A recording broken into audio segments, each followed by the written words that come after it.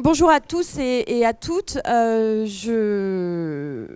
Vous êtes inscrits d'ailleurs nombreux et nombreuses à cette masterclass dont le sujet, c'est plutôt la question de l'accompagnement des parents et l'accompagnement pour le coup au quotidien dans des choses qui paraissent un peu simples et surtout possibles à faire. Peut-être vous rappelez juste que moi je suis la directrice de l'association Fréquence École qui organise Super Demain. Et je me permets juste de le rappeler parce que, en fait, ça fait 20 ans qu'on accompagne la question des pratiques numériques des enfants et des adolescents. Et donc, ça fait 20 ans qu'on accompagne aussi la question de la parentalité. Et accompagner les parents d'aujourd'hui, c'est pas accompagner les parents d'hier tout à fait. Donc, on voit aussi que les choses changent et que du coup, il faut réussir à s'adapter aussi à ces générations de parents qui sont peut-être pas les mêmes que celles qu'on croisait il y a une quinzaine d'années. Mais globalement, il y a aussi des tendances et des choses qui, je m'appuierai sur d'ailleurs les travaux de Jocelyn Lachance pour partie, mais on va se redire aussi que l'adolescence d'aujourd'hui, par exemple, n'est pas l'adolescence d'hier, ni l'enfance d'aujourd'hui n'est pas celle d'hier. Et parfois, en 20 ans, on a des changements majeurs dans les comportements. Et en particulier sur la question de l'autonomie, on voit des choses arriver ces dernières années. Donc du coup... Et par exemple, comment ne pas imaginer que le Covid va changer des choses, par exemple, dans la manière dont on accompagne les enfants dans les mondes numériques. Donc, ce que je dis aujourd'hui, c'est intéressant aujourd'hui. Ça ne veut pas dire que ce sera toujours, à mon avis, adapté demain. Et en tout cas, ça pose des questions, on s'en moque, pour la suite. Moi, je vais commencer avec un schéma. Si vous m'avez déjà vu en intervention, c'est pénible parce que vous l'avez déjà vu. C'est un vieux schéma, mais il est extrêmement important, donc je le remontre un coup. C'est un schéma de 2009. Vous allez me dire, ouais, 2009, c'était il y a 1000 ans, etc. Ce schéma, il dit finalement tout ce qu'on voudrait que ce genre de schéma dise. C'est une étude à l'époque de l'INSEE. Maintenant, c'est le CREDOC plutôt qu'observe les usages numériques. En tout cas, qui sort un baromètre tous les ans. Là, on s'intéresse... aux hommes et aux femmes à partir de 15 ans jusqu'à plus de 75 ans. Et on s'intéressait à l'époque à leur usage d'écran. Vous savez, ce mot un peu dans lequel on met tout. Et à l'époque, en fait, c'est l'ordinateur, la télévision et l'ordinateur en même temps. Et donc, on parle d'ordinateur, on ne parle pas d'Internet. Juste pour vous dire aussi qu'il est quasiment impossible aujourd'hui de mesurer le temps passé sur Internet parce qu'en fait, il y a plein d'enfants et d'adolescents, par exemple, qui passent du temps sur Internet, mais qui ne savent pas qu'il s'agit d'Internet. Quand on joue à Fortnite, par exemple, on est connecté, on est sur Internet. Bah, les enfants, pour eux, ils ne sont pas sur Internet. Donc, du coup, il y a la question des données, en tout cas de la mesure du temps passé, est une question compliquée. Donc, je ne vais même pas m'intéresser à combien de temps exactement. Je veux juste regarder les dynamiques.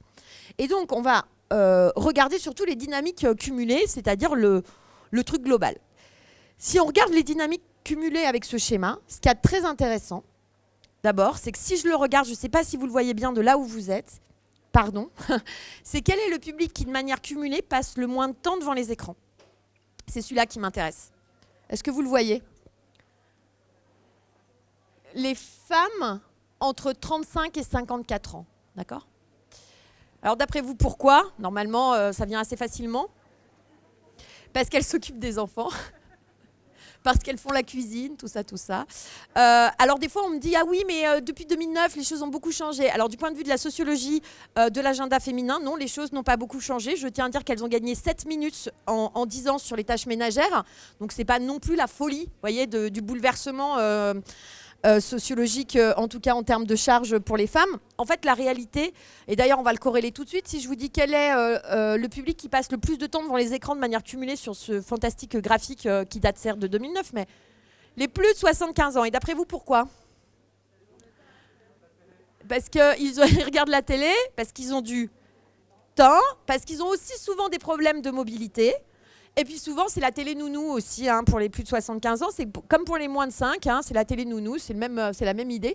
Du coup, c'est hyper intéressant de se le redire. En fait, on passe du temps devant les écrans quand on a du temps. Donc, la question du temps passé, bien souvent, est une observation en fait, du temps de loisir, on pourrait dire ça comme ça. Mais l'autre réalité, c'est que les publics qui se retrouvent confrontés le plus, parce qu'il se trouve qu'il y a plus de femmes actives, en particulier dans les métiers de l'éducation.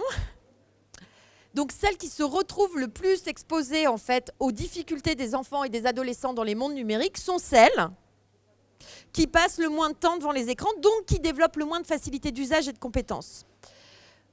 Alors voyez déjà, ce petit truc, il est un peu compliqué à apercevoir et il crée quand même une espèce de grande incompréhension et de grands malentendus. C'est-à-dire qu'on va demander aux gens les moins compétents de régler des problématiques où, a priori, il faut de la compétence et peut-être même au-delà de la compétence, de la confiance. Et l'usage crée de la confiance. Un chiffre, 2 chiffres. On avait fait une étude il y a quelques années auprès de collégiens. On leur avait demandé vers qui ils se tournaient quand ils rencontraient des difficultés dans les mondes numériques. Et à 60%, vous savez ce qu'ils avaient répondu ? Ma mère. C'était les 4e, ils étaient chouchous encore. Bon, après, quand ils ont 15 ans, ils disent plus ça. Mais à ce moment-là, quand même, ma mère. Donc, en gros, alors après, quand on leur demande aussi vers qui ils se tournent quand ils rencontrent des difficultés dans la vie, ils répondent ma mère.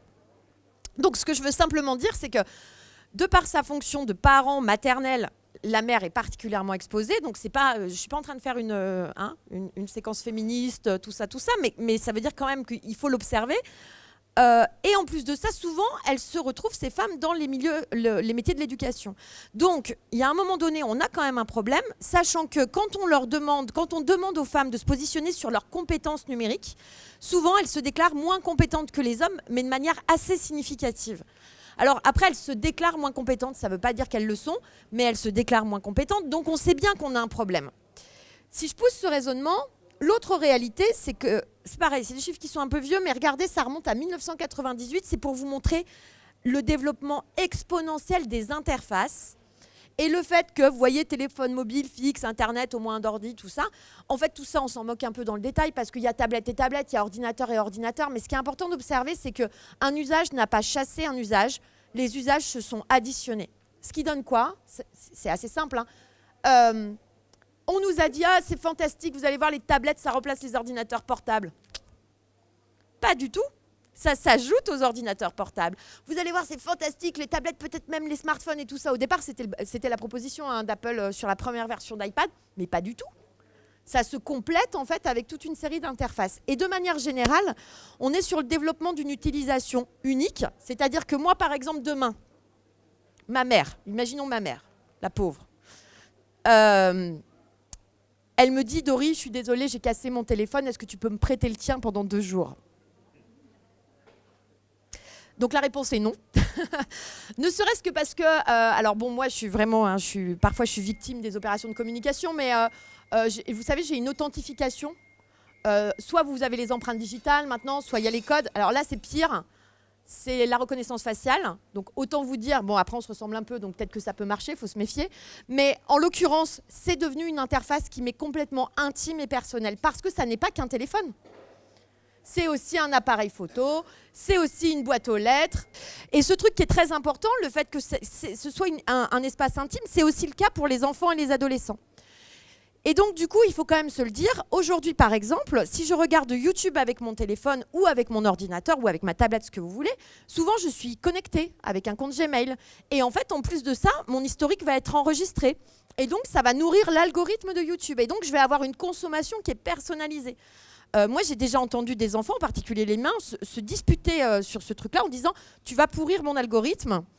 C'est-à-dire, tu regardes des trucs que je n'ai pas envie de regarder, donc je vais les avoir dans mes suggestions et je n'ai pas envie du tout que tu pourrisses mon algorithme, d'une part.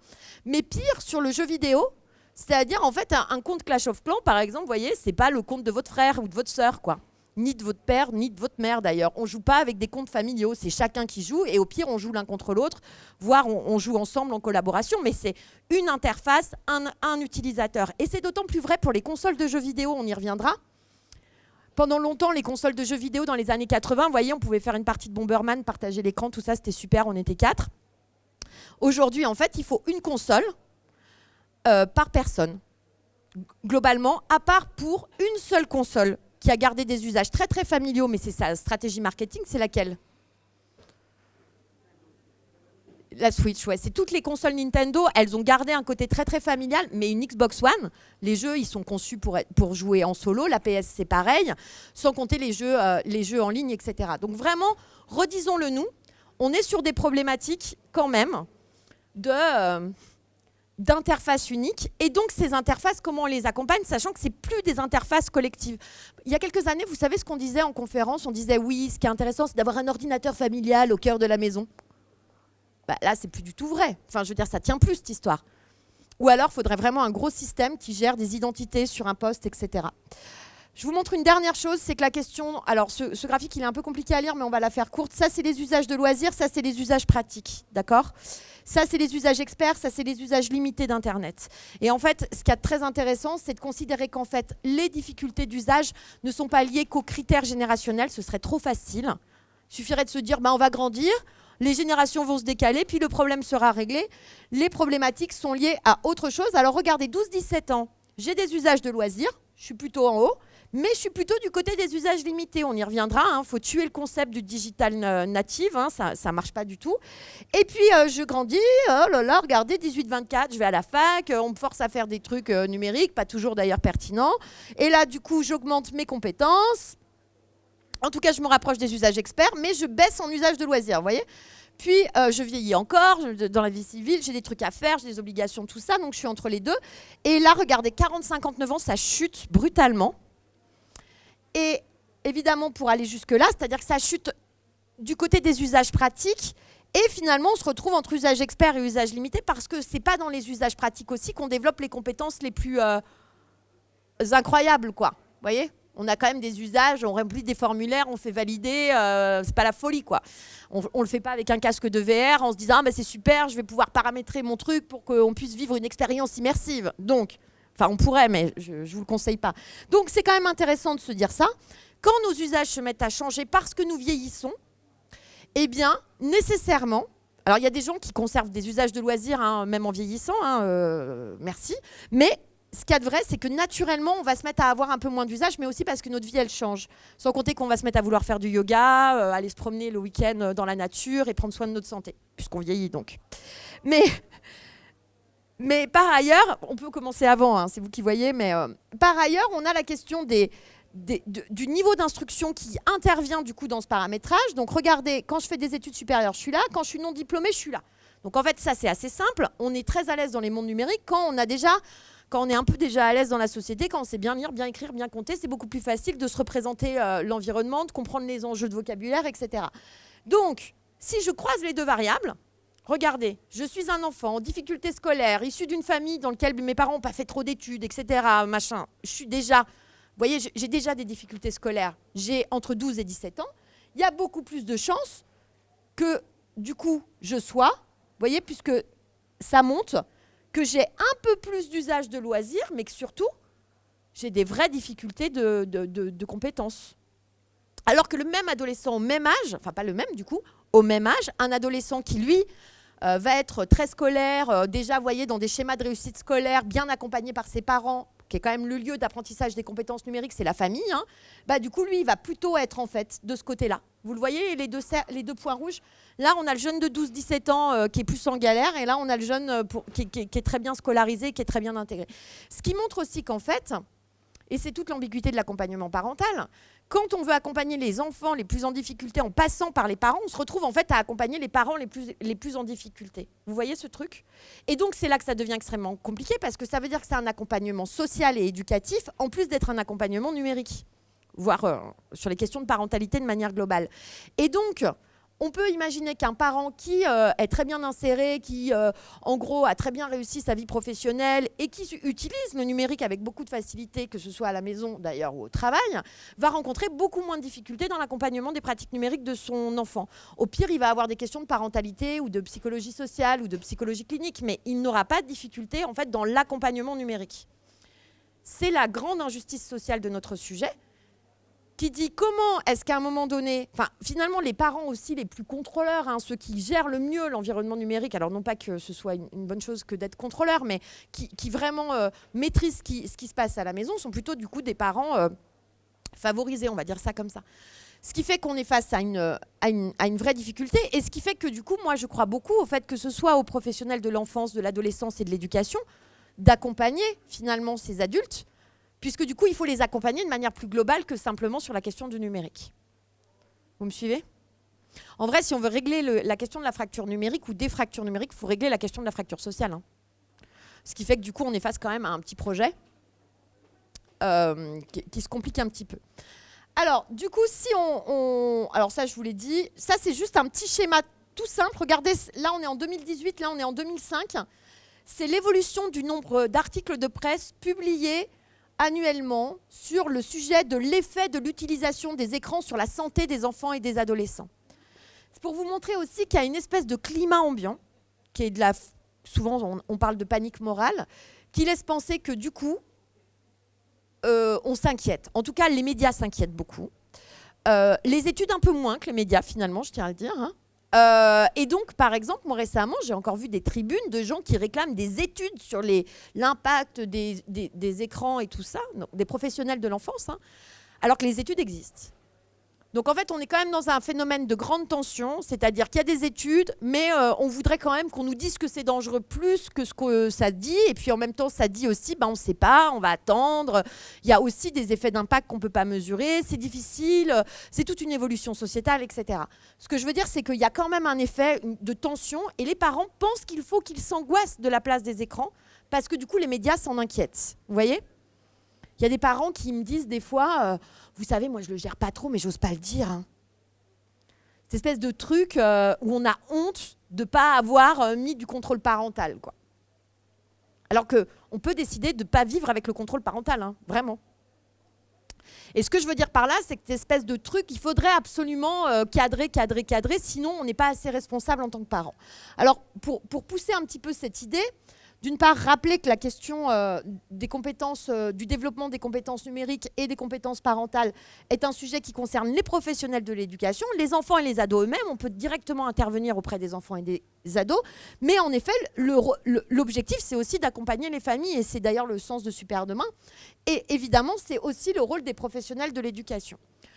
On a 3 âges clés. Le premier âge, c'est la petite enfance. La petite enfance, il s'agit de poser les fondements de l'apprentissage de la régulation. On commence à découvrir, on essaye de ne pas en faire un trop mauvais objet, on essaye de comprendre aussi comment l'enfant se développe, développe ses compétences de base, comment il interagit avec ses interfaces. Okay. Ensuite, on a l'enfance. L'enfance, c'est plutôt un enjeu de développement des bases d'une culture numérique qui va lui permettre aussi de comprendre des choses importantes. Aujourd'hui, si vous saviez le nombre d'enfants qui comprennent mais pas du tout comment Internet arrive à la maison, comment tout ça fonctionne. Même, moi, je me souviens de cette question. J'avais demandé à une classe d'adolescents en 5e comment Google gagnait de l'argent. Vous savez ce qu'ils m'avaient répondu ? Les impôts. Ils sont choux, hein ? Bon, alors du coup, je me suis dit, est-ce que vraiment je leur fais un cours d'économie sur Google, tout ça ? Peut-être pas. Cependant, en fait, ils ne comprennent même pas la question. Pour eux, c'est un service public, quoi. C'est payé par les impôts et tout va très bien dans le meilleur des mondes. Alors bon, moi, j'ai soumis l'idée à Cédrico en termes de fiscalité. Il n'est pas d'accord, je crois. Mais en tout cas, c'est intéressant de se dire qu'ils ne se le représentent pas. Et donc, imaginez bien à quel point ils ne se le représentent pas, qu'ils ne peuvent pas comprendre qu'il y a de la publicité, qu'ils en sont la cible, puisqu'ils n'ont pas compris le modèle économique. Et l'enjeu de l'adolescence, évidemment, c'est d'aller beaucoup plus loin, c'est de s'autonomiser, c'est de pouvoir utiliser les outils pour le mieux, pour s'en sortir, etc. Bon, pour même se développer, Donc, une fois qu'on a dit ça, on pourrait dire, voilà, c'est super, on a dit ça. C'est quand même extrêmement important. Ça veut dire, d'une part, la question de l'accompagnement social et de l'accompagnement en éducation médias numériques, c'est un peu la même chose. D'autre part, en fait, on est aussi sur une problématique de transition avec des choses qui changent tout le temps. Donc, ça veut dire aussi pour les professionnels que c'est extrêmement compliqué à vivre. Et par ailleurs, il y a peut-être des trucs à faire qui sont faciles et on va tenter de les découvrir ensemble. D'accord ? Donc, la question, c'était, tout ça pour vous dire qu'on avait une question au départ, comment utiliser les outils existants pour aider concrètement les familles à gérer les écrans à la maison sans les culpabiliser. Alors, vous ne m'en voudrez pas, j'espère, mais je vais utiliser des anecdotes, un peu personnelles parfois, pour vous expliquer des choses assez concrètes. Alors, la première chose, c'est qu'il faut bien se représenter, en tout cas, il faut aider les parents à bien se représenter la réalité des usages et comment certains usages répondent aux besoins de construction des enfants et des adolescents. Ça veut dire qu'il faut que vous les connaissiez, les usages.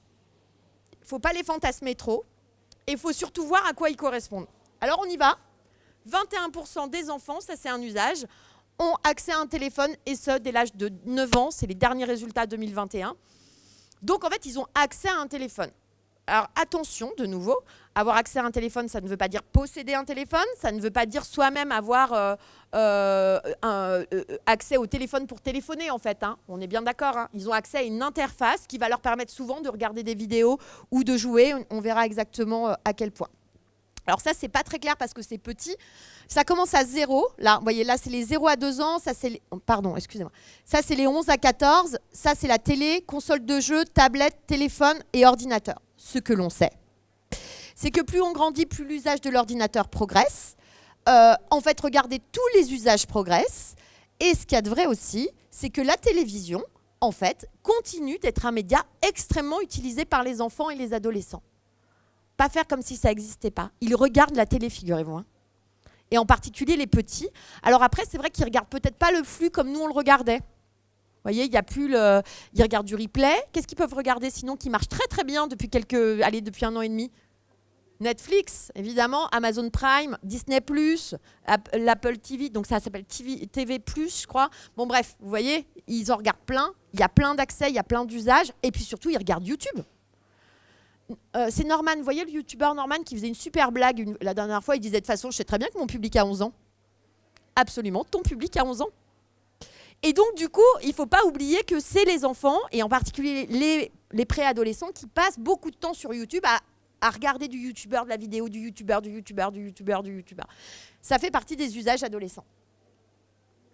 23% des enfants possèdent une console de jeu. Alors, quand on dit les enfants, c'est les moins de 14. Et l'âge d'obtention moyen de la première console de jeu, c'est 7 ans. Ouais, c'est 7,3 ans. Et dans 83%, c'était un cadeau. Parce que du coup, on offre une console de jeu aux enfants pour Noël, les anniversaires. Et puis des fois, c'est des consoles fratries aussi. Il faut bien considérer ça. C'est pour ça que ça vient changer les âges. Vous voyez, quand vous avez 2 enfants, vous leur offrez une console pour les enfants. Par exemple à Noël, ça fait partie quand même des usages majeurs. Et donc du coup, ça vient changer aussi l'âge de l'obtention de la première console, parce qu'en fait, on l'achète pour celui qui en a 10 et puis peut-être celui qui en a 6, même si celui qui en a 6, en fait, il n'a pas d'usage. En tout cas, des petits usages. Le succès de Fortnite, moi, ça m'a vraiment, vraiment beaucoup intéressée parce que, pour 3 raisons. Le succès de Fortnite, la première explication la plus rationnelle, c'est que c'est du cross-platform. C'est-à-dire que vous pouvez jouer avec n'importe qui joue avec n'importe quoi. C'est-à-dire quelqu'un qui a juste un téléphone, quelqu'un qui a juste une tablette, quelqu'un qui a une console, quelqu'un qui a un ordinateur, on peut jouer tous ensemble. Les enfants, ils jouent, en particulier les enfants, ils jouent avec des gens qu'ils connaissent souvent déjà, qui sont leurs copains d'école, ils prennent rendez-vous, ils jouent ensemble. Alors Fortnite, c'est moins à la mode que c'était le cas il y a 8 mois, mais en gros, on sait qu'il y a des tendances et que ça évolue beaucoup. Mais en fait, ils prennent rendez-vous, ils se donnent rendez-vous dans le jeu. En se donnant rendez-vous dans le jeu, ils peuvent échanger en ligne, etc. Souvent, d'ailleurs, ils ont des mésusages, on y reviendra, hein, c'est-à-dire qu'ils ne jouent pas très bien. Mais en l'occurrence, ils vont se retrouver très mélangés dans cette plateforme de jeu parce que justement, ils peuvent venir de n'importe où et à n'importe quelle heure. Puisque le principe est simple pour Fortnite, si vous n'y avez jamais joué, c'est mal, je tiens à vous le dire. Moi, je ne suis pas très forte, mais bon, quand même. Il y a 100 joueurs et le pitch est très simple, il ne doit en rester qu'un. Donc, en fait, la partie démarre quand il y a 100 personnes. Point. Ça démarre. Ça joue, et puis au bout d'un moment, vous mourrez, et c'est pas grave, puisque ça recommence. Sauf que du coup, de temps en temps, vous faites un bon score, et puis après, vous voulez toujours refaire le même score, etc. Donc, c'est des jeux qui sont comme ça, un petit peu immersifs. Mais en tout cas, ce qu'on sait, c'est que moi, j'ai vu des enfants de 6 ans jouer à Fortnite. En tout cas, je les ai entendus dans les chats, et là, c'est vrai qu'on se dit, bon, bah, c'est des enfants de 6 ans. Vous savez comment ils les appellent les plus grands? Les noobs ou les bambis. Il faut, ah là là, cette partie c'est nul, il y a trop de Bambi. Ce qui veut dire qu'il y a trop de petits en fait. Et donc ils vont faire baisser le niveau de jeu. Du coup, ce qu'il y a d'intéressant du coup dans cette histoire de console de jeu, c'est qu'en fait on sait aussi quelles sont les consoles les plus utilisées par les enfants plus jeunes. Et là pour le coup, ce sera un peu plus les consoles familiales, ne serait-ce que des jeux adaptés à des enfants de 7 ans. Il n'y en a pas tant que ça. Et parfois les jeux sont adaptés, on reviendra sur le code PEGI, mais les jeux sont adaptés. Mais en fait, moi je trouve qu'ils sont pas forcément, par exemple, vous voyez, FIFA, c'est un PEGI 3. Donc, en théorie, si j'ai plus de 3 ans, 4 ans, je peux jouer à FIFA. Et la réponse est non. Je ne peux pas jouer à FIFA parce que je ne vais pas réussir à gérer la mobilité, je ne vais rien comprendre au jeu, je ne peux pas jouer à FIFA, quoi. Mais c'est un PEGI 3. Il y a un truc qui s'appelle Plantes versus Zombies. C'est un jeu, vous êtes des plantes, et puis vous devez attaquer des zombies, ou vous êtes les zombies, vous devez attaquer des plantes. Bon, bah c'est plutôt mignon tout ça, mais c'est quand même un jeu qui va extrêmement vite, qui est très très bruyant, qui est un jeu très énervé. Et là où, moi, chaque fois, je me dis, C'est un code Peggy 7, mais franchement, je trouve que c'est pas une bonne nouvelle, quoi. Parce que en vrai, c'est un jeu qui crée du stress, tellement de stress, que du coup, 7 ans, c'est pas le bon âge pour jouer à ça. Ou alors, moi, j'ai vu des jeux avec des codes Peggy 3 où toutes les consignes sont écrites. Et donc, en fait, du coup, si je suis pas lecteur, ça sert à quoi? Vous voyez, si j'ai 6 ans, je suis pas du tout adaptée au jeu. Fortnite, l'avantage, c'est que c'est simple. Hein. Même à 5 ans, pour le coup, on peut à peu près vite comprendre les règles, mais on joue très mal, quoi. Donc, on est un Bambi. Et donc, on passe son temps à perdre. Alors, je vous montre ça, c'est les plateformes sociales utilisées par les 11-14 garçons et filles. Alors, vous voyez, garçons, c'est orange clair et filles, c'est orange foncé. On est sur YouTube là.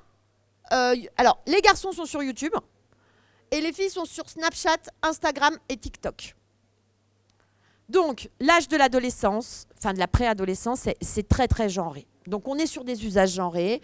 Les filles, du coup, qui investissent particulièrement la sociabilité, les enjeux de sociabilité, ben, elles vont être sur d'autres compétences, du coup, que des garçons qu'on va retrouver plus sur YouTube et clairement sur Twitch. Twitch, c'est du streaming, ouais. Vous voyez, c'est du partage de parties de jeux vidéo. Donc, ça montre aussi que les garçons investissent beaucoup plus le jeu vidéo. On a beau dire que les garçons et les filles, il y a autant de filles que de garçons joueurs de jeux vidéo. En fait, ils ne jouent pas au même jeu et en tout cas, pas tout à fait dans les mêmes quantités, quoi. Donc, les garçons investissent beaucoup plus le jeu vidéo dans lequel ils vont développer des compétences qui ne sont pas du tout les mêmes que les compétences développées par les filles. En fait, les filles, elles vont apprendre à gérer la question de l'image, la question des messages, la question, vous voyez, d'illustration, etc. Les garçons, ils vont commencer à développer plus des compétences d'organisation, des compétences de gestion aussi des ressources. Hein. Sur Minecraft, on gère de la ressource, on gère du projet, on fait de la stratégie, quoi. Pas du tout les mêmes compétences.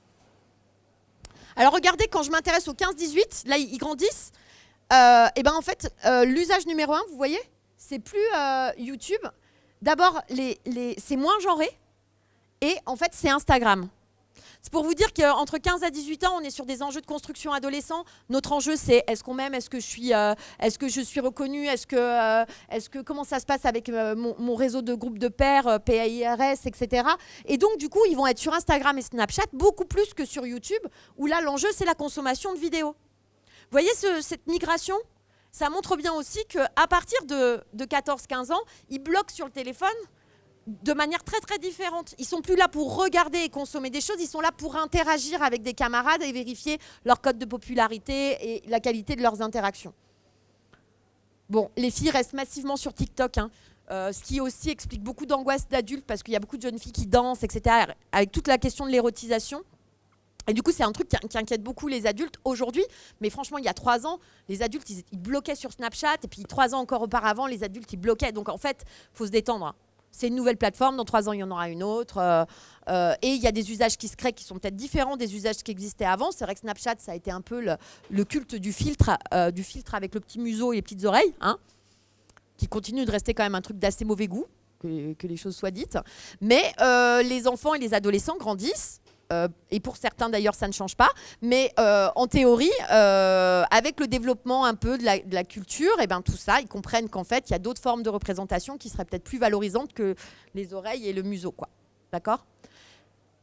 D'ailleurs, au passage, on sait que, par exemple, vous voyez, il y avait une étude d'une chercheuse qui a travaillé beaucoup sur les sites de rencontres et la question des images, qui s'appelle Marie Bergstrom, et qui avait montré qu'en fait l'image est à ce point sociale et elle intègre à ce point-là les normes culturelles, qu'en fait, juste sur Tinder, sur le choix des images, on se rendait compte que la mixité sociale n'opérait pas.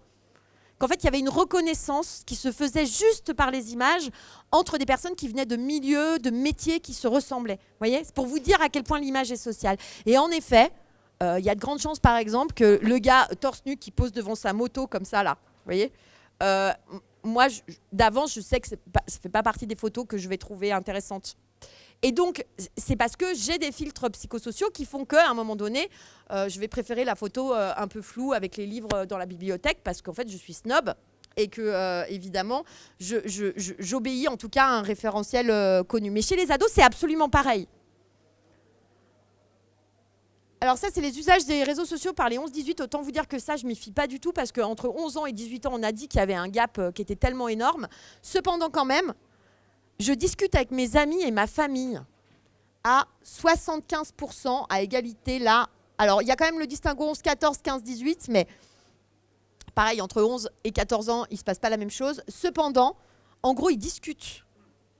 Et en fait, ils ne discutent pas en vocal. Alors bien que ça change un peu dernièrement, mais ils discutent beaucoup par écrit. Ça, c'est aussi un retour à l'écrit qui était assez inattendu quand même. Ils regardent des vidéos et puis ils échangent sur leurs cours et leurs devoirs. Ouais. Et ils sont au contact des célébrités favorites sport. Et enfin, ils jouent à des jeux vidéo. Mais vous voyez, et la publication est finalement, regardez l'écart, là il est intéressant, les 15-18 publient beaucoup plus que les 11-14. Donc les enjeux de participation à la société de l'information ne sont pas du tout les mêmes en fonction de leur âge. Alors du coup, pour continuer sur la démonstration, donc la première chose c'était de dire, on se représente la réalité des usages. Et vous, en tant que professionnel, quand vous accompagnez des parents, vous leur rappelez, c'est normal. Je vous assure, c'est normal. Regardez les autres. A priori, il n'y a rien de scandaleux. On ne s'emballe pas non plus.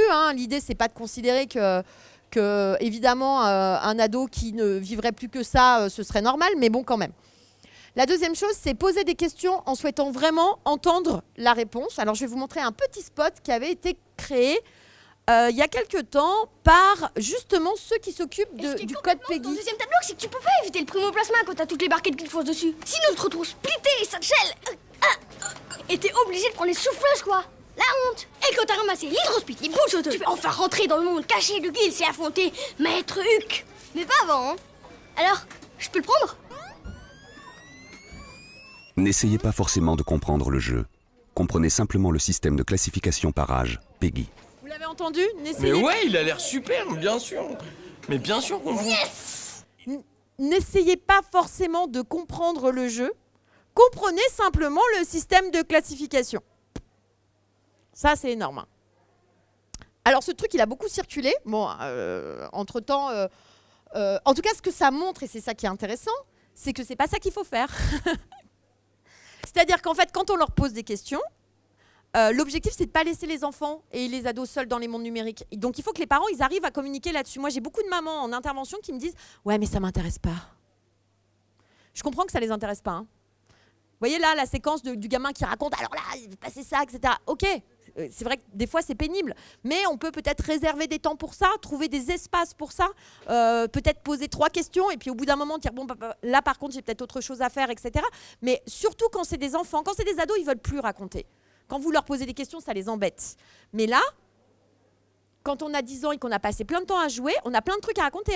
Et machin, il a fait ça, et bidule, il a fait ça, et puis là, j'ai fait ça, puis là, j'ai bloqué là, etc. Ils racontent si vous leur posez des questions.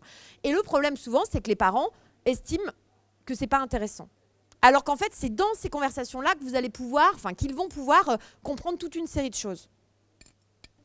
L'autre idée, c'est que si on leur pose des questions, ça peut permettre de les aider aussi à trouver des solutions aux problèmes qu'ils ou elles rencontrent. Alors, je vais prendre un truc hyper concret. C'est du vécu. Vous voyez Minecraft ? C'était il y a quelques années, on va dire ça comme ça. J'étais chez moi, j'ai 3 fils qui ont des usages numériques assez importants. Et je dis on mange. Bon, évidemment... Vous savez, quand ils jouent, on mange, c'est toujours un peu compliqué. Mais d'ailleurs, même s'ils jouaient dehors, ce serait la même. Donc, le on mange étant toujours... voilà, on mange. J'avais prévenu 10 minutes avant, tout ça. Et là, il y en a un qui râle, qui fait... Et ben du coup, on va être obligé de se suicider. Je dis, là, c'est un peu fort de café quand même. Et là, il m'explique, il me dit, non, mais parce qu'en fait, quand on joue à Minecraft, on s'éloigne de notre maison, parce qu'ils ont une maison au départ, on s'éloigne, tout ça. Et puis, en fait, après, on n'arrive pas à retrouver la maison. Donc, si on se suicide... on revient dans la maison quand la partie elle redémarre. Moi je leur dis non mais ça c'est pas le principe du jeu et ils me font si c'est comme ça que ça marche. Mais vraiment ils me le soutiennent mordicus. Je leur dis non mais aucun concepteur de jeu n'a pu écrire texto se suicider pour retourner à la maison. C'est pas possible. Enfin ça me paraît pas possible. Vous voyez en tant qu'adulte on se dit à un moment donné soit vraiment ils sont tordus soit il y a un problème quoi. Et on est à table comme ça et vraiment c'est le sujet de la discussion et ils font si je t'assure c'est comme ça que ça marche tout ça et moi je dis mais non c'est pas possible. Alors en plus ils sont vraiment très sûrs d'eux donc ils ont vraiment l'impression qu'ils ont inventé l'eau chaude tout ça. Et là j'insiste et je leur dis mais je sais pas il y a pas une carte. Ils font bah si il y a une carte mais en fait on se repère pas bien sur la carte et tout ça. Je dis bah je sais pas il y a pas une boussole. Et là ils me regardent et ils me font une quoi? Donc là j'ai su qu'il y avait un problème. Et donc, je me suis dit, en fait, d'une part, on n'a vraiment pas assez fait de courses d'orientation. Parce que A priori, ils ne savaient pas ce qu'était une boussole. Et deuxièmement, s'ils ne savent pas ce qu'est une boussole, comment voulez-vous qu'ils imaginent trouver la solution à leur problème de déplacement dans le jeu, s'ils ne savent pas que ça existe? Et donc, c'est là que ça devient extrêmement intéressant, c'est-à-dire que tout d'un coup, je leur dis, certainement qu'il y a une boussole dans le jeu. Une fois que je leur explique le principe de la boussole, sachant que je suis quand même pas très à l'aise avec le nord, le sud, tout ça, mais bon. Et là, tout d'un coup, je leur dis, je pense que la solution existe. Et donc, en fait, je les ai aidés à formuler l'idée qu'il y avait peut-être une solution. Et on a cherché sur Internet, parce que moi, je ne suis pas spécialiste de Minecraft, que les choses soient très, très claires. Hein. Et j'ai trouvé comment faire une boussole dans Minecraft sur minecraft.fr.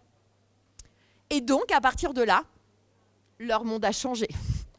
Ils ont pu arrêter de se suicider régulièrement. Donc, je me suis sentie hyper utile. Mais aussi, j'ai trouvé que c'était hyper intéressant dans cet exemple très concret. Mais à mon avis, ça se passe tout le temps au quotidien avec des enfants et des adolescents. C'est-à-dire qu'ils ne savent pas faire. Mais en fait, on ne leur explique pas. On part du principe qu'ils vont... Franchement, Minecraft, qui a expliqué à Minecraft, même Fortnite, qui a pris le temps d'expliquer à un enfant comment jouer à Fortnite? Personne. Donc, ils apprennent tout seuls. Parfois, ils sont jeunes, parfois, ils ne sont pas lecteurs ou pas très bien. Parfois, en plus, ils se précipitent comme ça de manière un peu avide et qu'ils ne comprennent rien ce qu'ils font. Et ils mettent longtemps à comprendre. Alors, le essai-erreur, ça marche très bien pour apprendre. Mais en fait, au bout d'un moment, on peut aussi tomber dans des impasses. Et moi, je vois en permanence des gens, et des enfants en particulier, sous-jouer. C'est-à-dire vivre des expériences de jeu qui ne sont pas épanouissantes parce qu'en fait, ils n'ont pas compris comment jouer. C'est un peu comme avec les cartes Pokémon. Ils les collectionnent, mais en fait, ils ne savent pas jouer avec. Ils ne savent pas comment marchent les règles parce qu'elles sont hyper compliquées. Et donc, du coup, ils ne profitent pas vraiment de l'expérience du jeu. Par contre, ils ont l'impression qu'ils font comme les autres. Et donc ça, c'est intéressant parce que moi, ce que j'ai fini par faire, j'ai acheté des guides. Mais vraiment, des guides, on peut les emprunter dans les bibliothèques, figurez-vous. C'est incroyable. Au rayon jeux vidéo. Et on trouve des... Là, ça s'appelle le livre secret des survivants. C'est adapté pour les 6-10. On lit ça et on dit alors... pour fabriquer une boussole. Et donc, du coup, c'est hyper intéressant parce que, en fait, je crois que, d'une part, on ne se sent pas légitime. En plus, quand on n'a pas d'usage soi-même, on se sent encore moins légitime, on n'a pas la confiance. Et donc, on se dit qu'on ne peut pas aider.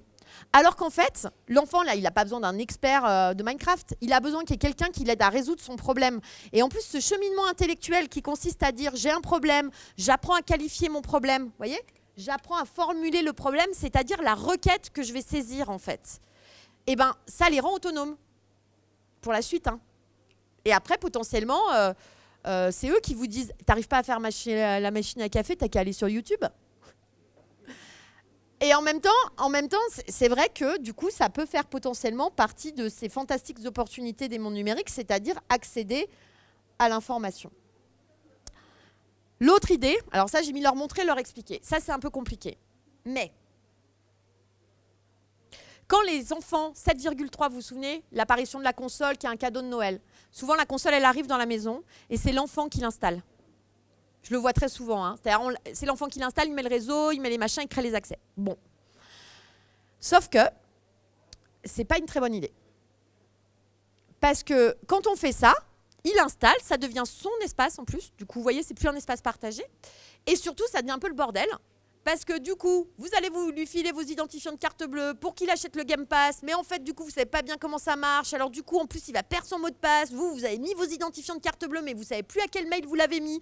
Il va recevoir des notifications sur un téléphone qui n'est pas le bon, etc. Parce que du coup, vous allez vouloir valider le paiement, en fait, qui a été mis, etc. L'enfer. L'enfer. L'enfer sur Terre. Sans compter que ça, c'est juste pour la console. Il y a des smartphones avec des accès, il y a, vous voyez, il y a des ordinateurs, il y a les accès, rien que les accès Pronote et du Connect et tout ça. Bref, l'enfer. Du coup, on est obligé aujourd'hui, quand on est parent, de construire un système d'information avec un point d'accès qui est le principal et qui est sous-estimé parce que les adolescents n'en ont pas l'usage, c'est le mail. Enfin, ni les enfants d'ailleurs. Hein. On se dit, attends, il n'a pas besoin d'un mail. Qu'est-ce qu'il va faire d'un mail ? Mais en fait, le mail, regardez ce qu'on appelle le single sign-on, l'authentification unique, c'est la porte d'entrée. C'est-à-dire que je me log avec un compte Gmail aujourd'hui, je me log partout. Enfin, avec un compte Google, du coup. Je me log partout. Et donc, en fait, qu'est-ce que font les enfants ? Ils créent des mails, ils perdent les mots de passe, ils s'inscrivent sur des sites, ils mettent des contenus, ils ne peuvent plus les enlever parce qu'entre-temps, ils ont perdu l'accès, machin. la double authentification. S'ils n'ont pas de smartphone avec des numéros, avec des vrais réseaux, ils ne peuvent pas faire de la double authentification. L'enfer. Donc, ce truc, c'est comme si vous mettiez une alarme, une serrure 3 points partout dans votre maison et que vous disiez à l'enfant, eh ben, débrouille-toi. Vous lui filez pas de clé, vous lui expliquez pas comment on active l'alarme, comment on la désactive, comment ça marche, etc. Et ce truc, il est essentiel à transmettre, sauf que c'est hyper compliqué. Ça nécessiterait de faire des réunions familiales du genre, on va faire un système d'information familiale et on va s'organiser pour savoir comment vous allez vous y prendre. Sachant qu'il y a plusieurs manières de faire. Il y a la manière vandale, enfin motivée, quoi. C'est-à-dire, j'achète un nom de domaine, je l'héberge moi-même, je crée des accès avec des mots de passe, etc., des machins, des trucs. Enfin, vous voyez, je vais loin, quoi. Donc, ça me permet de gérer une console d'administration avec droit délégué, etc. Moi, j'ai fait ça, par exemple. Je l'ai poussé, mon truc, jusqu'au bout. Mais en même temps, du coup, ils ne peuvent pas perdre leur mot de passe. Je peux rééditer le mot de passe. Ils peuvent... Enfin, vous voyez, et pour le coup, j'en fais pas un... Attention, hein, j'en fais pas du tout un outil de contrôle. Mais par exemple, je peux dire, il peut faire ça, il ne peut pas faire ça, etc. Donc ça, c'est un choix que j'ai fait. Mais ça nécessite une culture numérique technique, un peu d'investissement, acheter le domaine, un peu d'hébergement. Enfin, vous voyez, c'est un budget, quoi. Mais en même temps, ça sécurise les usages. L'autre méthode, c'est d'utiliser des services qui existent. Et donc, dans les services qui existent, il y a par exemple le service Google Family Link. Alors, on aime ou pas Google, hein, mais alors là, pour le coup, c'est assez bluffant de fonctionnement. C'est-à-dire que là, pour le coup, c'est la famille, le parent qui va authentifier ses enfants. Même s'il a moins de 13 ans, il peut avoir un compte, mais vous avez certifié que vous étiez d'accord pour qu'il ait un compte. Donc, il n'est pas obligé de mentir sur sa date de naissance quand il va créer son mail tout seul dans son coin, etc., etc., etc. Et progressivement, vous allez pouvoir lâcher du lest. Changer les droits si vous avez envie, ou lui confier, en tout cas, montrer que c'est une organisation familiale. Et que du coup, les choses... elles sont relativement organisées et quand il sera suffisamment grand, il pourra s'émanciper avec son compte et faire exactement les choses comme il l'entend. Mais aujourd'hui, un enfant, il a besoin d'un compte mail à partir de 9 ans. 8 ans même. Pour jouer à Fortnite, vous vous inscrivez comment sinon? Vous mettez le mail de maman? Et c'est ça qui se passe. Hein. Ils mettent le mail de maman. Mieux, ils essayent des fois de s'authentifier sur des jeux avec le compte Facebook de leurs parents, quoi. Parce que, en fait, sur le single sign-on, il y a aussi la possibilité de s'authentifier avec Facebook et il y a des jeux gratuits, en particulier sur tablette, qui ne fonctionnent qu'avec une authentification Facebook. Donc, ça voudrait dire qu'en fait, ils ont 9 ans, il faut qu'ils se créent un compte Facebook à 9 ans, sachant qu'en plus, ils s'en foutent de Facebook, ils n'iront jamais. Donc, ils vont créer un compte, mais il faut qu'ils aient un mail. Donc, en fait, vous voyez, l'enfer sur Terre. Donc, à un moment donné, se poser sur la table et réfléchir en disant... De toute façon, ils vont finir par se créer les accès. Donc, se poser la question de comment est-ce qu'on le fait pour que ce soit relativement sécurisé. Pour qu'ils ne soient pas obligés de braconner tout le temps. Parce que s'ils braconnent, vous perdez aussi la possibilité de les accompagner. Et après, moi, j'ai donc toute l'organisation numérique, mais mon fils aîné en particulier, à un moment donné, je pense qu'il avait besoin de se créer des opportunités dans les mondes numériques et il a dû se créer 7 mails en plus de son mail que je gère pour le coup...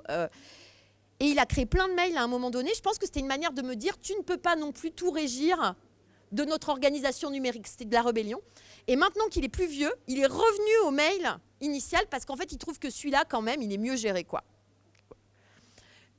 Non, mais c'est rigolo. Il a voulu me rappeler que quand même, il était libre, mais que quand même, au bout d'un moment, le confort, c'est pas mal. Du coup, je trouve que c'est intéressant d'imaginer que, en tout cas, il ne faut pas les laisser faire. Et sur les consoles, c'est encore pire. Parce que, par exemple, je pense à la Xbox One où il faut un compte, comme chacun le sait, Microsoft, Live, exactement, pour pouvoir, du coup, créer un compte par an. Moi, j'ai un compte, du coup, Live. J'ai été obligée de le faire pour que mes enfants, du coup, aient des comptes Live. Mais mon compte Live, je l'ai synchronisé avec mon autre compte pour que, du coup, vous voyez, j'ai qu'une authentification et que je ne sois pas obligée de chercher en permanence. Et donc, moi, j'ai bien mis les identifiants de carte bleue. Mais par contre, ils n'ont pas droit. Vous voyez, ils n'ont pas le droit de faire les dépenses sans mon accord. Je sais que, enfin, c'est organisé, quoi. Alors, en même temps, c'est beaucoup de boulot. C'est beaucoup de boulot pour un usage où on pourrait se dire, oui, mais de toute façon, on ne va pas faire ça, c'est trop d'investissement. Sauf qu'en fait, on se rend compte que les usages, ils ne vont pas aller en se diminuant. Donc c'est un investissement qu'il vaut mieux faire quand ils ont 9 ans, d'une certaine manière, puisque c'est du temps, que le faire et de le découvrir subitement quand ils ont 14 ans, et que de toute façon, ils sont allés tellement loin dans l'autonomie que c'est plus votre problème, quoi. Vous voyez ce truc-là ? Et donc moi, la question que je me pose, c'est comment est-ce que les professionnels de l'éducation de l'enfance, dans les structures de proximité, dans les médiathèques, dans les bibliothèques, pourraient pas faire un peu des ateliers sur ces sujets-là pour aider les familles à le faire, quoi, parce que c'est vraiment difficile. Enfin, je veux dire, moi, je pense que le système de la Xbox One, où en plus, il y a des choses qui se paramètrent, vous voyez, pour paramétrer au début, ça se fait à la manette. Voilà, quoi. Taper des codes à la manette, des mails à la manette, vous voyez, c'est super méga pénible. Et c'est vrai que du coup, peut-être que ça peut être aussi un espace partagé avec les enfants, peut-être qu'on peut le faire ensemble. Mais quoi qu'il arrive, il faut que le parent il soit associé au premier paramétrage. L'autre idée, c'est qu'il faut leur expliquer l'ambiguïté du pacte de connexion. Alors, je vais vous le faire court, le pacte de connexion. En fait, quand on remet son premier smartphone à un enfant et à un adolescent, en fait, on crée un sentiment d'insécurité. Assez étrange, d'ailleurs. C'est-à-dire, on leur dit, d'abord, on crée un truc du genre, il faut que tu sois toujours joignable. Parce que c'est à ça que sert le smartphone. Hein. Les parents, souvent, achètent le smartphone à l'arrivée au collège. Enfin, là, on a dit 9,9, donc 10 ans, quoi, ou en CM2, parce qu'il faut pouvoir joindre l'enfant. Et donc, on lui remet un espèce de truc en lui disant, c'est pour te joindre. Donc, l'enfant se sent obligé, du coup, d'une part, d'être tracé, mais d'être joignable, sachant qu'en plus, il ne l'est pas. Souvent parce qu'il décroche pas. Souvent parce que, en fait, il n'a pas forcément d'usage du téléphone comme un téléphone. Et donc, ça crée une espèce de truc très, très ambigu où, en plus, le parent qui remet un téléphone à l'enfant, il se sent coupable de le faire parce qu'il se dit que, du coup, c'est pas très responsable. Et puis, ça va occasionner des mauvais usages. Ce qui explique la grande ambiguïté de « je te donne un smartphone, mais il n'y a pas de carte SIM. Hein » Comme ça, vraiment, ça sert à rien. C'est-à-dire que ça n'a pas l'option téléphone. Mais par contre, ça a toutes les autres options qui ne servent pas à téléphoner. À partir du moment où il y a du Wi-Fi, bien sûr. Et d'ailleurs, c'est intéressant de se rendre compte qu'il y a des enfants qui ont des téléphones vers 9-10 ans, ils ont très peu d'usage du téléphone à part pour jouer. C'est-à-dire s'ils ont une console ou un ordi, ils vont préférer la console ou l'ordi plutôt que le téléphone. Donc on n'est pas clair sur cette histoire de téléphone. On n'est pas clair. C'est une manière de dire je te surveille, je te demande de me rendre des comptes, je te demande aussi de pas trop aller loin, de pas faire de bêtises, d'être joignable, de surtout me rassurer, moi, parent inquiet. Et en même temps, ça ne sert pas à ça. Puisque ça angoisse le parent inquiet. Vous voyez, cette espèce de truc qui en fout, quoi. Et je pense qu'il faut le clarifier avec les parents parce que du coup, il faut qu'ils clarifient en tout cas leurs besoins et leurs désirs quand ils achètent le premier téléphone. Parce que je ne suis pas sûre qu'ils se disent « faut le faire pour que je puisse le joindre » sans se rendre compte qu'en fait, il y a une ambiguïté qui est extrêmement forte et qui les met en insécurité, et eux, et l'enfant, et leur enfant, quoi. Ça, c'est justement les textes d'Olivier Galland, qui est sociologue, qui est directeur de recherche, qui a beaucoup travaillé la question de l'adolescence. Et il disait que la particularité de l'adolescence moderne, alors cette phrase est très longue donc je vais vous la lire, la particularité de l'adolescence moderne serait de conjuguer une forme d'autonomie, gestion des relations amicales, emploi du temps, avec le maintien inévitable à cet âge de la vie d'une totale dépendance matérielle à l'égard des parents, parce que qui paye le forfait au passage du téléphone, hein ? C'est bien les parents. C'est peut-être cette autonomie sans indépendance, comme l'a bien montré François de Singly, qui caractérise aujourd'hui l'adolescence. Elle contribue à transformer assez forcément le rôle des parents, à donner une importance nouvelle au groupe de pairs et à la culture adolescente dans le processus d'individualisation et de socialisation, et enfin à redéfinir les rapports entre les sexes. Elle pose aussi la question d'un remodelage des rites de passage. Ce que je veux dire par là, c'est que le smartphone, il s'inscrit dans ce truc-là, quoi. C'est-à-dire, en fait, de l'autonomie sans indépendance. Grosse ambiguïté qui n'est pas très claire, et on va tourner autour de ce truc. C'est-à-dire que, par exemple, le nombre de parents qui disent, des parents qui ont des enfants de 15 ans, hein, qui me disent « moi, je ne sais pas ce qu'il fait avec son téléphone ». Parce que vous devriez savoir. Vous voyez ce truc ? C'est-à-dire 15 ans, en 1950, il pouvait être père de famille. Qu'à un moment donné, il y ait des conversations qui vous échappent, c'est normal. Et pire, souhaitable, ou mieux, souhaitable. Et du coup, ce truc est pas très clair. Et d'ailleurs, les parents qui viennent aux conférences parents, si vous faites des conférences parents sur la question des écrans, seront les parents qui vont vouloir entendre qu'il faut contrôler, interdire, réguler, etc. Et qui vont vous dire, moi, je suis très inquiète, ma fille de 15 ans fait des vidéos sur TikTok, vraiment, il y a de la sexualisation. J'espère bien, ouais. Et donc, cette espèce d'angoisse de la mauvaise rencontre, voyez, de la pédophilie, du cyberharcèlement, etc., fait qu'on voudrait les maintenir dans une boîte, et tout en leur disant, mais quand même, tu prends un téléphone parce que j'ai quand même besoin de savoir où tu es et je dois pouvoir te joindre en permanence. Donc, du coup, je pense que ce truc, il faut le clarifier à un moment donné. Et donc, ce petit article à lire sur The Conversation, je ne sais pas si vous voyez, c'est un site ressource d'articles scientifiques. Et là, c'est super. Hein, la présence d'enfants non accompagnés dans les espaces publics est devenue rare. Et en effet, moi, si je vois un enfant de 9 ans tout seul dans la rue, je m'en inquiète. Alors qu'à 6 ans et demi, j'avais une clé autour du cou. Et je rentrais de l'école, tout ça. Enfin, je n'étais pas Cosette. Hein. On était plein. Hein. Et en fait, on était tout seul. Ça, c'est pas possible. C'est plus possible. C'est inenvisageable. Un parent qui laisse son enfant seul avec une clé à 6 ans et demi, je vous assure, il a l'aide sociale à l'enfance qui l'appelle dans les 15 jours qui suivent. Comment ce retrait s'est-il produit? Donc, explication dans une enquête sociologique publiée en cet automne 2021. Donc ça, c'est les derniers travaux. Mais vous voyez, c'est laisse pas traîner ton fils si tu veux pas qu'il glisse. Bon, bah c'est encore pire pour les filles au passage. Et donc, cette histoire d'émancipation dans l'espace public, elle vient forcément se frotter avec la question des pratiques numériques.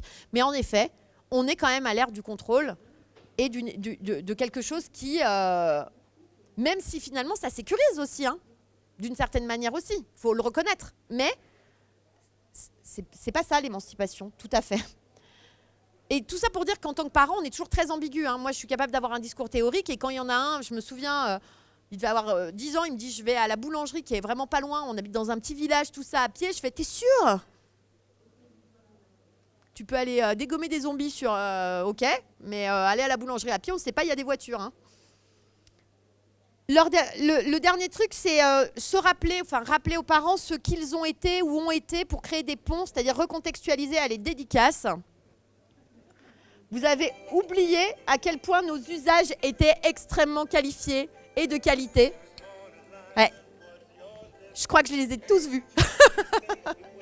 C'était vraiment nul. Mais c'était vraiment nul. C'était... je le laisse, hein, c'est la séquence mémorielle. Bon, mince, vous n'avez pas la fin. En même temps, je pense que vous allez vous en remettre. Ce que je veux dire, c'est qu'on a regardé vraiment des trucs à la télé, nous, en tout cas ma génération, qui était vraiment nulle, hein, nulle. J'ai failli vous mettre La Fête à la maison, j'ai beaucoup hésité. Voilà. Et puis, moi, je me souviens, je regardais même Motus des fois, mais Art Cœur à Vif aussi, qui était quand même des séries d'adolescents avec des vrais problèmes, tout ça, la drogue. Si vous prenez du LSD, moi, c'était Art Cœur à Vif qui m'avait permis de comprendre ça. Hein. Vous finissez toute votre vie fou. Si vous en prenez une fois. C'était vraiment, pour moi, je pense que le meilleur programme anti-drogue, ça a été Art Cœur à Vif. Mais ce que je veux dire par là, c'est que, ou aussi sur les grossesses adolescentes, enfin bref. On regardait des trucs qui étaient des productions américaines. Ma mère appelait ça les conneries américaines. Et donc les conneries américaines ou les saloperies japonaises. Bon, au choix. N'empêche que ces trucs qu'on a regardés, qui n'étaient pas toujours qualitatifs, je vous rappelle Jeanne et Serge quand même, hein, tout se passait autour d'une partie de volleyball, ou Olive et Tom, où ils mettent un épisode entier pour marquer un but. C'était quand même pas des trucs extrêmement qualitatifs, ça nous a pas empêché de nous développer, de les comprendre, de les mettre à distance, vous voyez, on n'a pas fabriqué des représentations complètement faussées. J'imagine pas que les gens ressemblent vraiment aux personnages de manga et qu'ils ont des yeux comme ça avec des cheveux bleus. On a réussi à mettre à distance ça. Et c'est pour ça que j'insiste là-dessus. Des fois, les adultes, enfin les parents, on a l'impression qu'ils ont oublié qu'ils avaient été des enfants. Je vous montre par exemple celle-là aussi. Hein, c'est une photo terrible hein, de gens complètement absorbés par leur système de réalité augmentée. Par exemple, quand on est tous en train de lire sur un smartphone dans un transport en commun, on entend beaucoup de gens qui disent « Non, parce qu'autrefois, ce n'est pas comme ça, tout ça. » Bah, autrefois, en fait, les gens ne se parlaient pas plus. On ne parlait pas aux inconnus comme ça dans le métro, quoi. Enfin, qui fait ça? Donc, du coup... En tout cas, il ne faut pas fantasmer une vie qui n'a pas existé, un c'était mieux avant qui aurait été, voilà.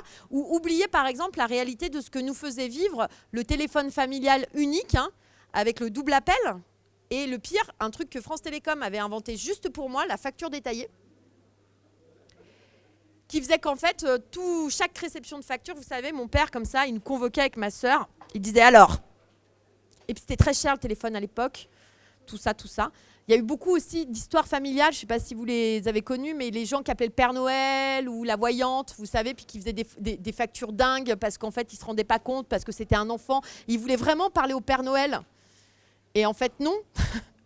Donc tout ça pour dire qu'en fait, on a oublié ces usages-là, on les a balayés, on a l'impression que ce qu'on vit là est radicalement différent, alors qu'en fait, ça n'est juste qu'une continuité. Et les parents, du coup, parfois, ils ont tendance à penser que la génération qui les précède, la génération qui les suit, du coup, est une génération de barbares, voyez, et que tout va de mal en pis. Et je ne crois pas que ce soit le cas. Et donc, du coup, peut-être que c'est intéressant de comparer aussi avec les... C'est pour ça que le rétro gaming, c'est passionnant. C'est pour ça qu'organiser du rétro gaming avec des parents, c'est hyper intéressant. Parce que c'est l'occasion de rappeler qu'ils ont joué aussi. Par contre, on sait que les jeux ont changé, les modes narratifs ne sont pas les mêmes, le nombre de pixels n'est pas le même, les parties n'ont pas la même vitesse. C'est pour ça aussi que c'est intéressant de regarder. Récemment, j'ai regardé avec mes fils, j'ai regardé Speed. Vous voyez le film Speed? Je l'avais oublié avec Keanu Reeves. D'ailleurs, c'est pas mal en fait, hein. Assez surprenamment, j'étais surprise, c'était pas mal. Et du coup, c'est juste qu'en fait, regarder ces films des années 80 où les standards sont complètement différents, les modèles sont différents. Moi, j'ai essayé les Gremlins aussi, par exemple. C'est une très mauvaise idée, ne faites pas ça. En fait, ça fait assez peur. J'avais oublié. Ou les Goonies, qui pour moi est un film culte. Au bout d'une demi-heure, ils bâillaient et ils ont commencé à me dire « c'est chiant, non ?» Donc, c'est pour vous dire quand même que cette histoire aussi de resituer, c'est un peu, vous savez, l'anthropologie des technologies numériques, quoi, qu'on regarde comment elles ont évolué et que du coup, on fasse participer les enfants et les adolescents à ce type de discussion, qu'on regarde des trucs anciens, qu'on regarde des trucs actuels. Mais ça veut dire que si on leur montre nos trucs anciens, il faut qu'on regarde leurs trucs actuels. Vous voyez, pour de vrai, quoi. Regardez par exemple Demon Slayer, le manga là, qui a fait un tabac au box-office au cinéma. Du coup, moi, je les ai tous regardés avec mes fils. Et ben, franchement, c'était super. L'Attaque des Titans, c'est un manga incroyable. Il faut regarder ça même quand on est un adulte. Hein. Aucun problème. Et après, on peut avoir des conversations très poussées sur la liberté, le libre arbitre, j'en profite, l'expo elle est sur la liberté, le choix, et finalement, est-ce qu'on est déterminé par ce dont, par nos ancêtres et par ce qui s'est passé avant nous, etc. Enfin, ça peut être passionnant. Et ça peut être des conversations parents-enfants. Mais pour ça, il faut accepter de consommer aussi les trucs qu'ils consomment sans pour autant devenir leur meilleur pote. Hein. Il ne s'agit pas de ça. Hein. Il s'agit juste d'avoir des espaces communs de discussion. Mais dans ce cas-là, ça veut dire qu'il faut qu'ils regardent aussi des trucs que vous avez regardés peut-être. Enfin, ça va dans les deux sens, quoi. Du coup, je voudrais juste qu'on se rappelle qu'Internet, c'est un lieu d'expérimentation, d'information des jeunes sur les sujets qui les intéressent, mais c'est aussi un lieu d'expérimentation et d'information pour nous, au passage, hein, pas l'oublier. Internet, c'est un lieu de rencontres amoureuses. Le nombre d'ados qui sont tombés amoureux sur Discord pendant le confinement... Mais alors, le nombre d'adultes qui sont tombés amoureux... non, mais du coup, c'est quand même des lieux de rencontre qui sont extrêmement importants. Internet, c'est aussi un outil d'autodiagnostic en ligne. C'est pour ça que je vous disais, on tape des requêtes, on formule des problématiques, on cherche à résoudre des problèmes. C'est aussi un lieu d'influence, de comportements potentiellement néfastes, des challenges, des concours, des encouragements. Vous voyez, on sait qu'il y a des phénomènes de contagion un peu parfois, quand il y a des gamins, par exemple, qui se rassemblent et puis il y en a un qui se scarifie, puis il montre aux autres que c'est super, puis après tout le monde se scarifie, c'est vraiment super. On sait aussi que ça peut donner ça j'exagère, hein, mais sur des moments où des adolescents sont en souffrance, ils vont se mettre à partager du coup des pratiques un peu à risque, et donc du coup, il peut y avoir un phénomène de réplication, parce que du coup l'autre l'a fait, alors on le fait aussi, mais c'est comme ça qu'on se construit aussi quand on est adolescent. Il y a évidemment de l'impact de contenu sur l'estime de soi et la socialisation, c'est pour ça que c'est intéressant de partager les usages, d'en discuter, de déconstruire, etc. Et peut-être aussi considérer que dans ces pratiques numériques, on va voir ce qui se joue par ailleurs. Par exemple, en thérapie, il y a pas mal aujourd'hui de psys qui utilisent la question du jeu vidéo. Moi, je me souviens d'un enfant qui était hospitalisé suite à des problèmes de santé. Et sur Minecraft, ils fabriquaient des hôpitaux. Et dans ces hôpitaux, il n'y avait pas de porte. c'était assez étrange, quoi. C'est-à-dire, on pouvait pas y rentrer, on pouvait pas en sortir. Et donc, c'est vrai que du coup, c'était intéressant d'imaginer qu'en fait, ces hôpitaux qui fabriquaient étaient potentiellement un espace de discussion. Et c'est vrai qu'un parent un peu sensibilisé, il pouvait dire, accompagné par un pro, hein, pourquoi pas? C'est intéressant. Pourquoi il n'y a pas de porte dans ton hôpital? Et qu'est-ce qu'on peut en dire?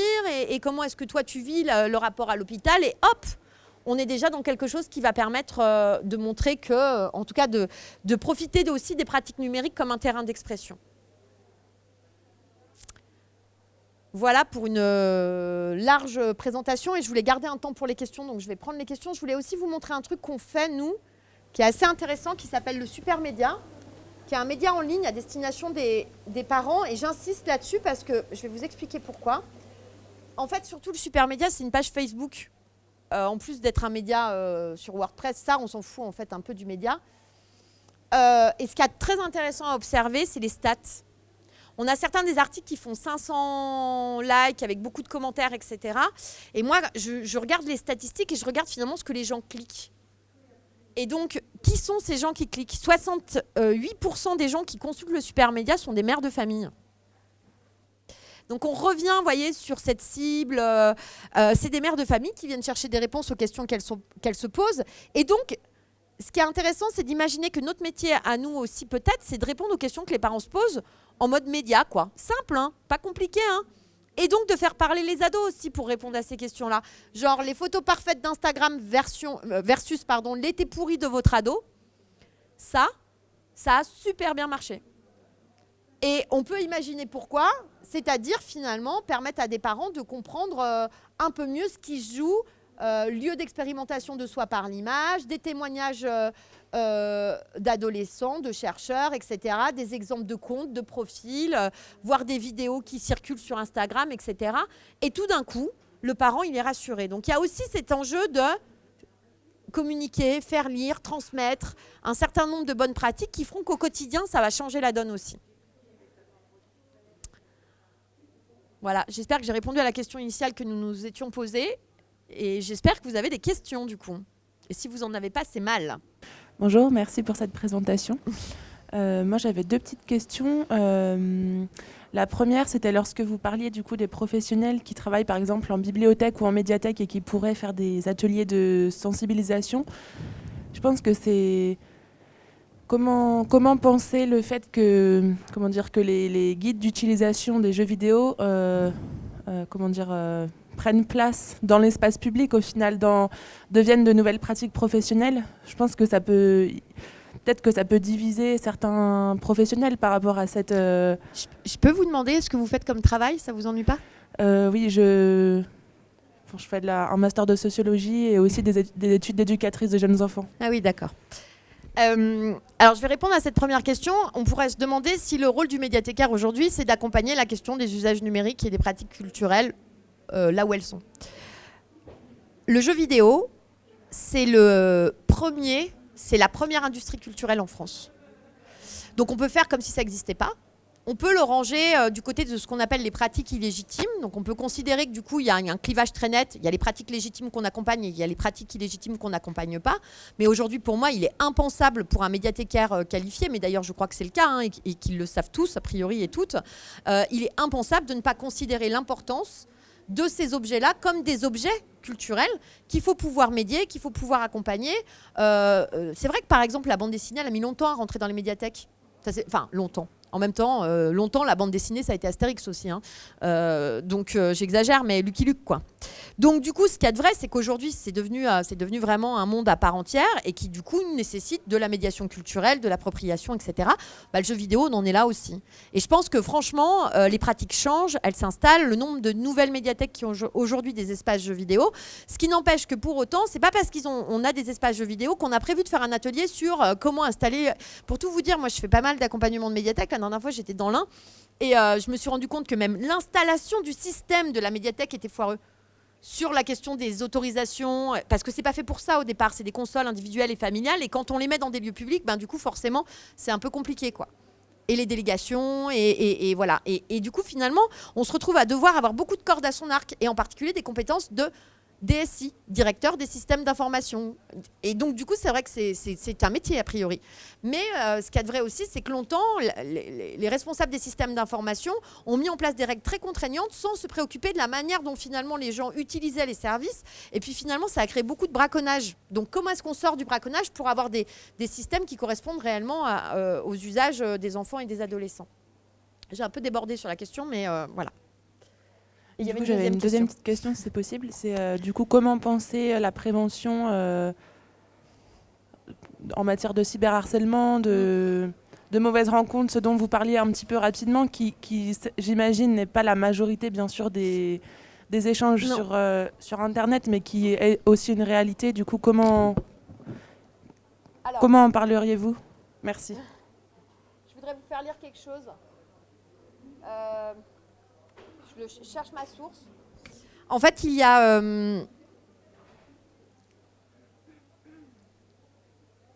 Voilà, il est là. Il date de mai 2021, il est un peu passé à travers. C'est les derniers travaux d'une chercheuse. Donc ça, c'est l'article qui a été publié sur Internet Actu. Mais la chercheuse, elle s'appelle Dana Boyd, D-A-N-A-H-B-O-Y-D, qui est master à moi. Que j'essaye de faire venir depuis des années à Lyon.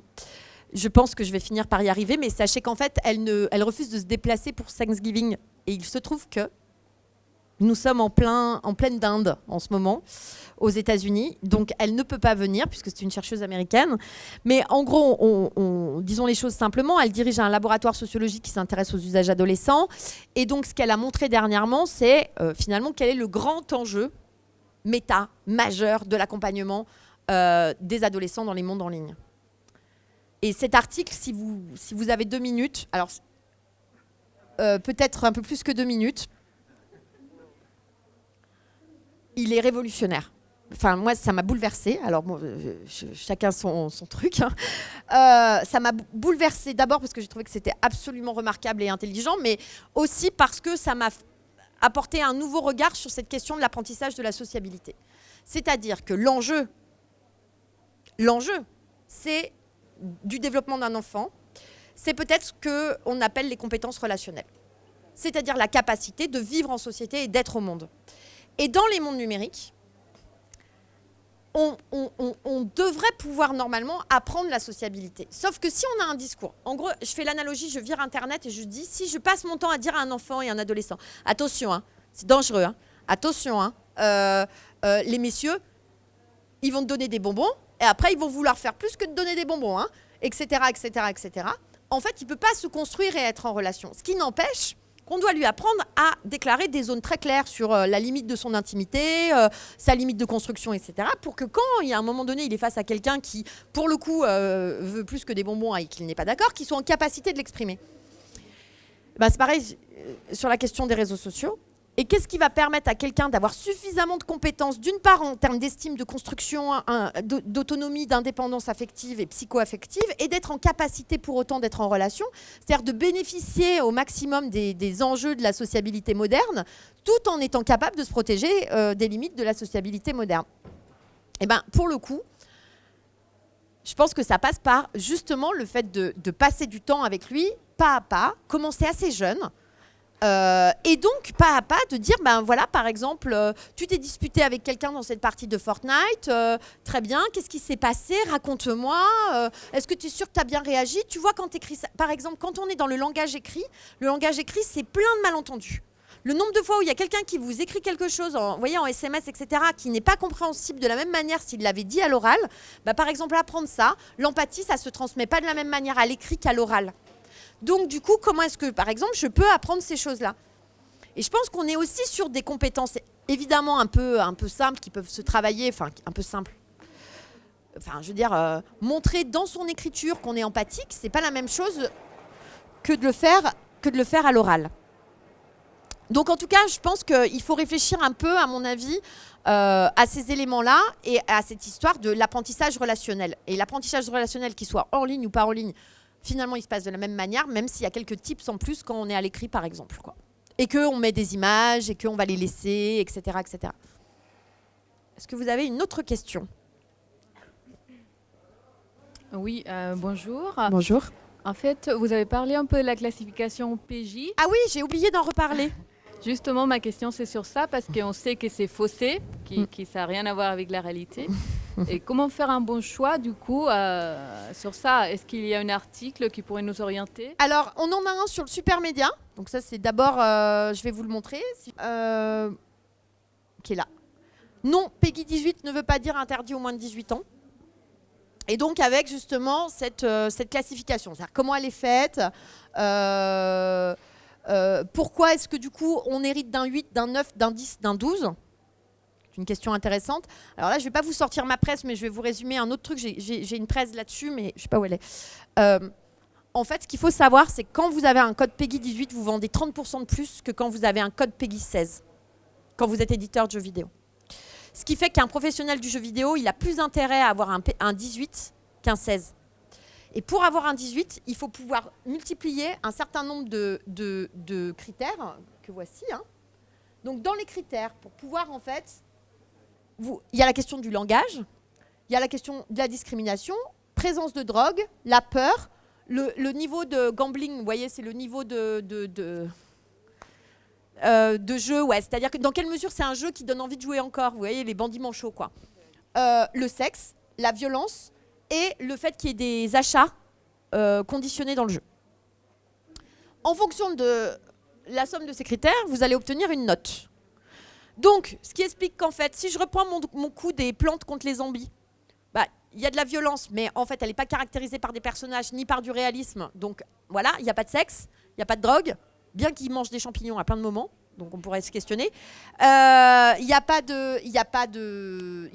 d'achat parce que c'est un jeu une fois que vous l'avez acheté, etc. Et donc, au final, il va se retrouver avec un code Peggy 7.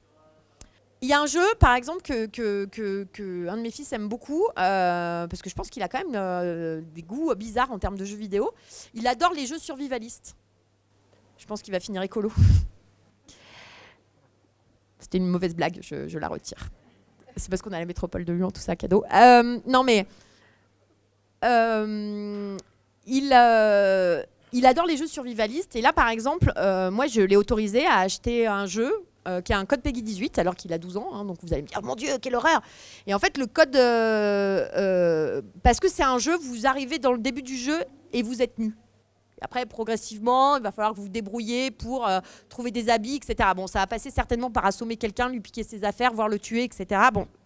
Mais pour moi, c'est un peu comme les gendarmes et les voleurs. Et en soi, c'est pas un jeu qui l'angoisse en termes de violence. Ça l'angoisse pas du tout. Et son argument, il était trop mignon. Il me dit, oui, je sais, les gens sont nus au début du jeu. Je comprends que tu veuilles peut-être pas et tout ça.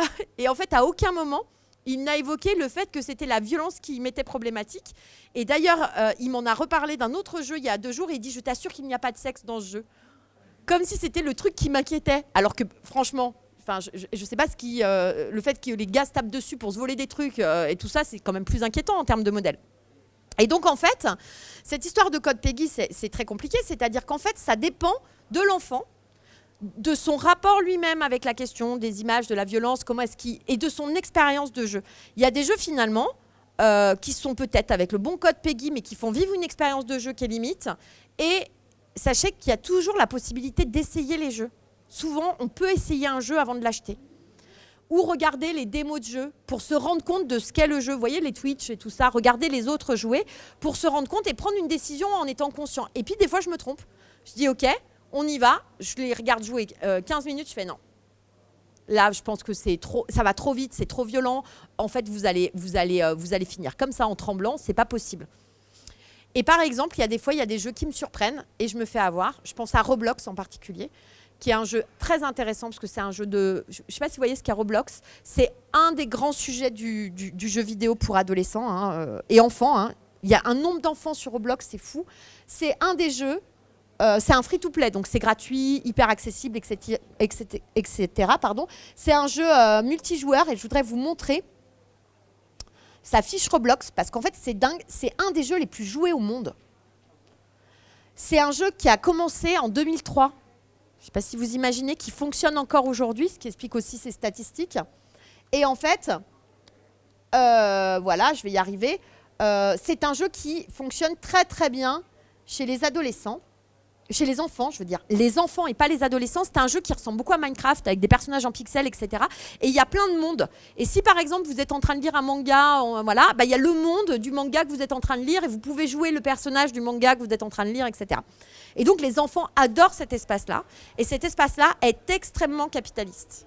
L'enjeu, c'est collecter des Robux, ça s'appelle. Collecter des Robux, faire des transactions. La dernière fois, ils m'ont parlé d'inflation. Mon dernier, il a 10 ans, quoi. J'étais là, quoi ?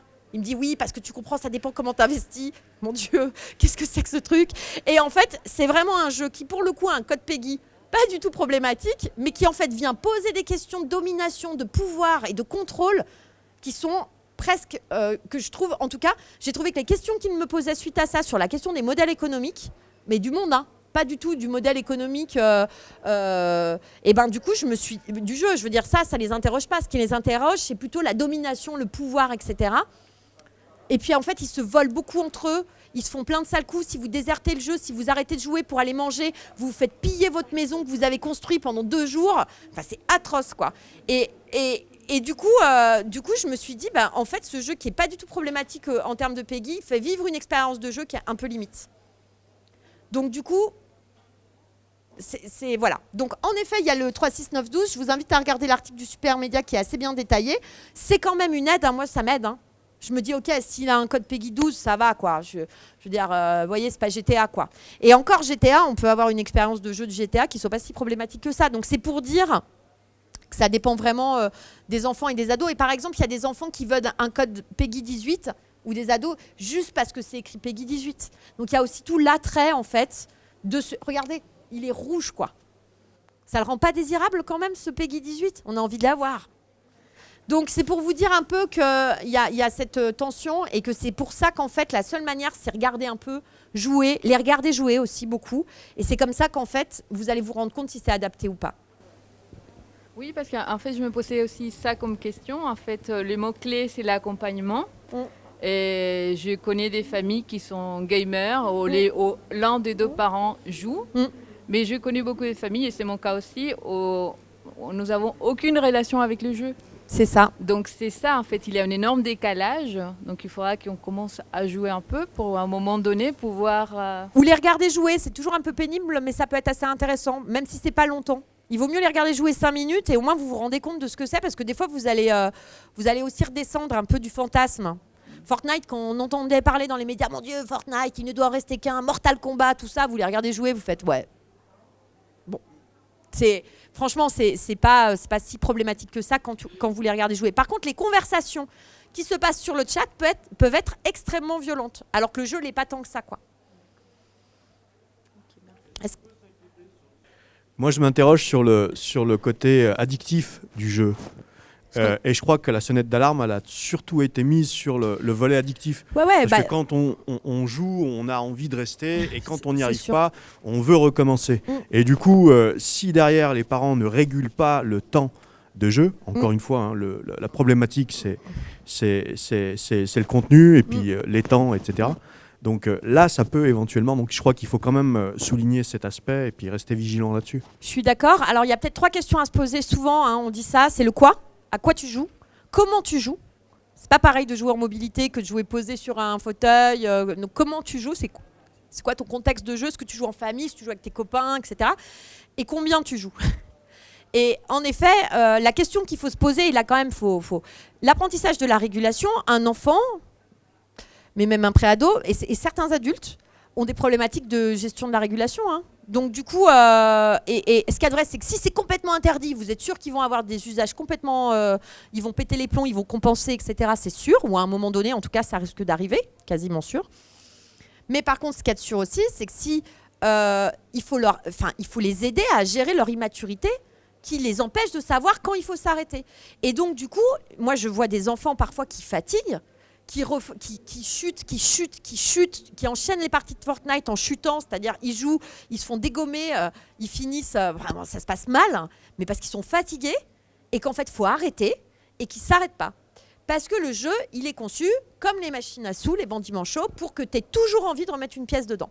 Donc, ce qu'il y a de vrai, c'est qu'au bout d'un moment, il faut que le parent soit le régulateur, quoi, et qu'il l'aide par contre à identifier C'est-à-dire qu'il ne faut pas que ce soit qu'une contrainte, il faut aussi montrer à l'enfant, là ça fait 8 fois que tu essayes, ça fait 8 fois que tu es gravement en dessous de ton score, que tu n'y arrives pas en fait parce que tu as joué beaucoup, tu es fatigué, tu as des limites. Donc là, il est peut-être temps de passer à autre chose, se reposer, etc., manger, je sais pas, faire des trucs utiles qu'on est obligé de faire dans la vie. Et puis peut-être se rappeler aussi qu'on ne peut pas passer son temps à jouer tout le temps. Et il y a cette ambiguïté aussi. Les enfants, ils voudraient jouer tout le temps en fait. Et en fait, ils ont besoin de faire d'autres choses dans la journée. Les devoirs. Moi, enfin, je veux dire, même moi, je le vis. L'espèce d'accélération, ils bâclent les devoirs juste parce qu'ils savent qu'ils vont pouvoir jouer. Donc, ça veut dire à un moment donné, il y a une forme de boulimie. Il faut réussir à la réguler, mais de manière relativement bienveillante pour pas que ce soit un truc qui soit vécu comme un truc disciplinaire et qu'ils n'arrivent pas à comprendre. Et vraiment qu'ils apprennent à identifier les sensations. C'est-à-dire, quand tu commences, vous voyez, c'est comme la satiété quand on mange trop, quoi.